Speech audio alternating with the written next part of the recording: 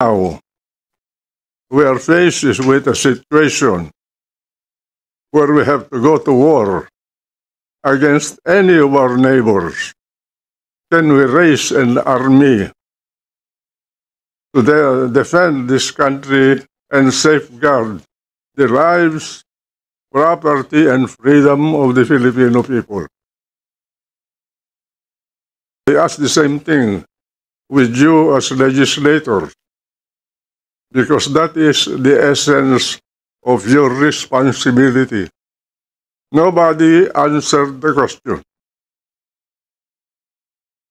CESA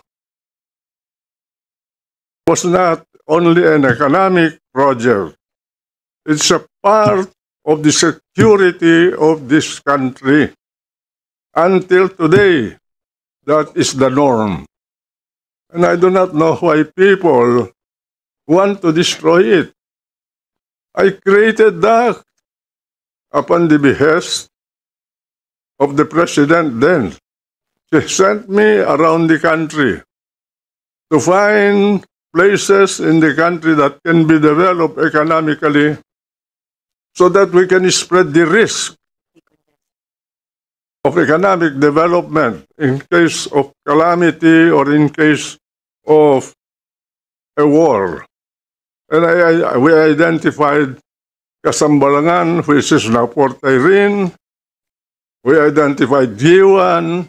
We identified Zamboanga. We identified Antique.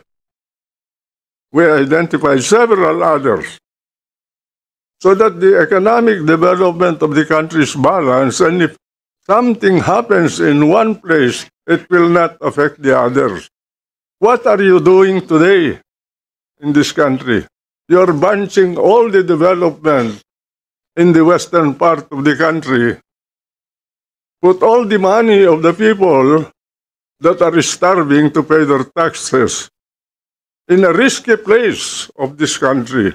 In case of war, the western part, western flank of this country will be blockaded. All those investments will go to north, and the people will starve to death. Can you imagine that? That area is the anchor of the safety and national security of the country. To protect it, we have no enemy that can attack us from the east. We have no, our enemies may come from the south, from the southwest, from the west, from the northwest, and none in the east and the north. So when we do our things as legislators, I'm leaving you. I might be dead tomorrow.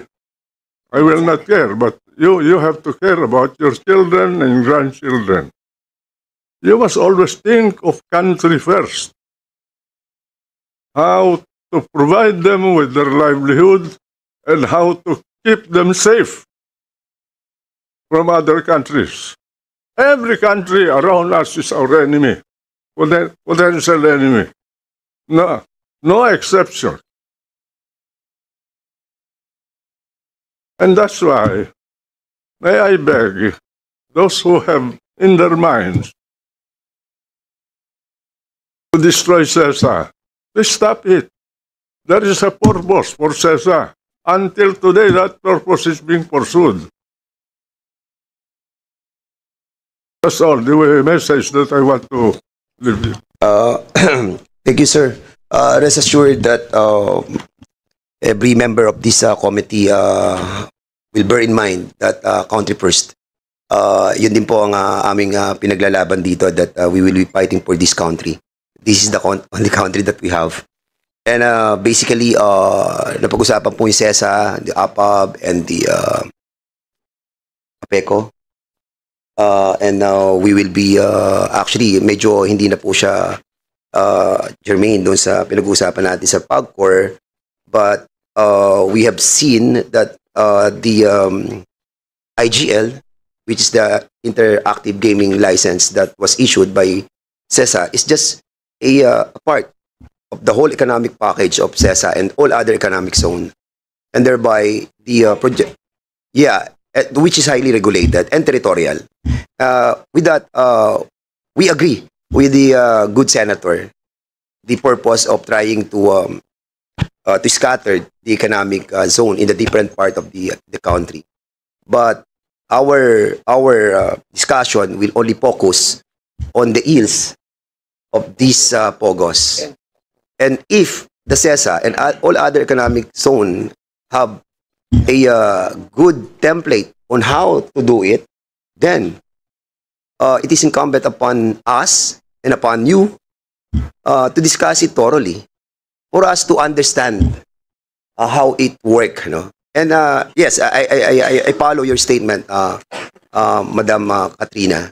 And with your indulgence, I think we need your expertise, no? And we will see. Along the way, we will see if there are some violations or there are some perfection of the actual operation. Then we will be guided accordingly. And we are very thankful. And with this, I think we'll be asking the members what is the sentiment of our members with regards to the presence of our good senator. Chairman. Yes, Deputy Speaker Albano, please. Thank you, Chairman Dan. First and foremost, magandang umaga. Mr. Senator, you are our idol in Region 2, coming from Isabela. You are our true leader there, and we always follow what you say. Bilib po ako sa sinabi nyo dahil totoo po yung sinabi nyo, yung CESA po is a very important hub and industry for the Philippines and especially for Region 2. And we need your expertise po. At alam ko po, God will grant you more years to come to guide not only the legislature but the Philippines, because CESA is bringing a lot of benefits, not only in billions as Secretary Katrina has stated, but because it also involves the many jobs that have been given to Region 2, especially Cagayan and Isabela. Mr. Chairman. Yes, sir, you're recognized. Nung dumating dito ang mga Amerikano, paano nila na-capture itong Pilipinas? Dinakade nilang Manila Bay. Sino yung admiral ng Espanya, hindi makagalaw. Diwi. Kung magkagerra at i-blockade ang magmula sa Palawan hanggang sa pasukin ang Pilipinas, anong puerto ang open para umandar ang ekonomiya ng Pilipinas? CESA po. Wala. CESA. Maybe if you can develop something in the Bicol region to access the Pacific. CESA is the most strategic port for this country.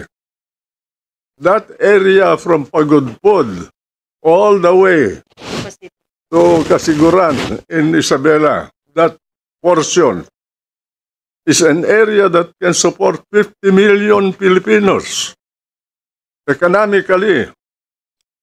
That's how important that is. And there is no one that can attack it. And that is why we have to develop that as a place to repair our government and our people, some of them, in case of war. In fact, even the Japanese who invited us, who invaded us, thought of that place as an exit point. They knew what they were doing. We Filipinos, we do not know what we want. We do some things without any purpose. My God, when you build the country, you have to build the economy, you have to build the system to safeguard that economy. That is what China is doing now. They had the timeline. Be reached until 2001, develop your military until 2030, prepare for war from 30 to 50, and conquer the world. That is their purpose. Thank you, Mr. Senator. Senator. Thank you, Mr. Sige, you still Senator. have the floor. Go ahead. Thank you, Mr. Senator. I agree completely, 100%. That's why I am supporting CESA and its charter, and I will defend it as a legislator from Isabela and coming from Region 2. And Mr. Chair, I believe that the statement of our Secretary Katrina Ponce Enrile has already stated that there is no POGO in CESA, and therefore there is actually not much jurisdiction that we have for this committee to hear from her or from Secretary Chief Presidential Counsel Senator Juan Ponce Enrile. With the indulgence of our members, we know that Secretary Enrile is 100 years old. Are they willing to still stay? But we would like to actually excuse them if it is possible, because there is nothing here that can elucidate more questions, because they don't have POGO at all. And our investigation here is primarily for POGOs in itself. But that is my opinion, and I leave it to the chair and to the body, Mr. Chair. But I would like to just say that under Madam Katrina's chairmanship of CESA, I for myself have visited, has been improving tremendously and has been giving a lot of money to the country and to the region itself. And I, of course, would like to give thanks for her service and for her strength in making sure that CESA will continue to give service not only to our region of Cagayan, Isabela, and Region 2, but the entire Philippines as well. So I thank you for your service, Madam Katrina. So again, I leave it to the chairman. I would like to ask the permission of our colleagues to exclude them if they wish to do so, or if they want to stay here to answer questions. That is their prerogative. And I would like to ask Madam Cristina and the chairman with that, Yes, Mr. Chair. this is a comprehensive opening remarks.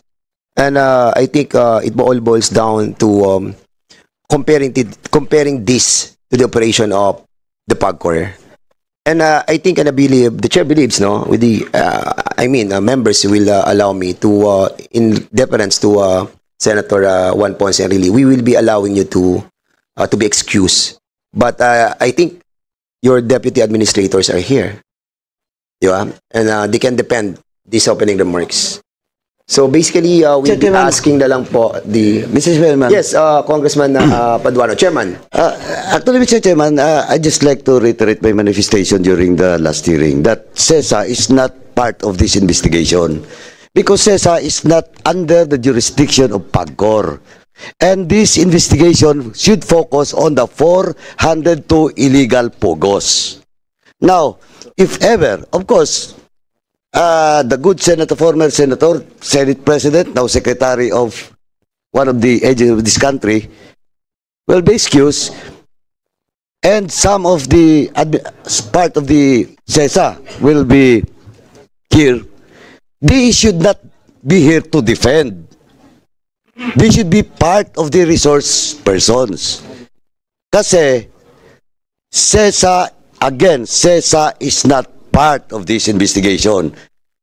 Well, in fact, sabi ko nga nung nakaraan, hindi nga natin maubos yung 402. Mag-imbestiga pa tayo sa kabila. Let us finish first the problem of PAGCOR, in which it was stated also by Attorney Katrina, Secretary Katrina, with regards to the charter of PAGCOR, and it was established last hearing that PAGCOR has no authority